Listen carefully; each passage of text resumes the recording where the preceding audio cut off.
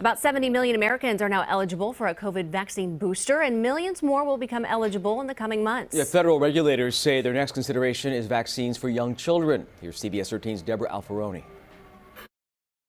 Drugstores say they are ready to administer Moderna and Johnson & Johnson boosters. Federal regulators had previously approved Pfizer's extra dose. All three COVID-19 vaccines authorized in the United States are extraordinarily safe, and they are highly effective in reducing the risk of severe disease, hospitalization, and death. Johnson & Johnson recipients 18 and older can get a second dose 2 months after their first shot.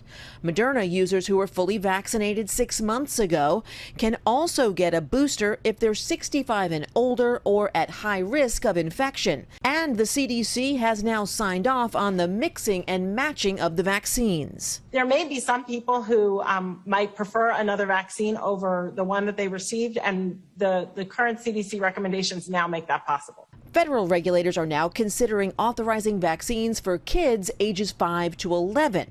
Ahead of an independent FDA advisory committee meeting next week, Pfizer has announced its COVID-19 vaccine is nearly 91% effective at preventing infections in school children. In anticipation of the green light from regulators, the Biden administration has purchased enough child-sized doses in special orange-capped vials to distinguish them from the adult dose, and each dose comes with a smaller needle. A new poll is talking about 2/3 of parents with kids between 5 and 11. They're having a wait-and-see attitude, or they're resisting it altogether. And so what is the White House doing to combat that vaccine hesitancy? What we're really focusing on is working with pediatricians. We know that the pediatricians are one of the most trusted sources of information for any parent. Once approved, shots for children could begin in early November, and some children could be fully protected by Christmas.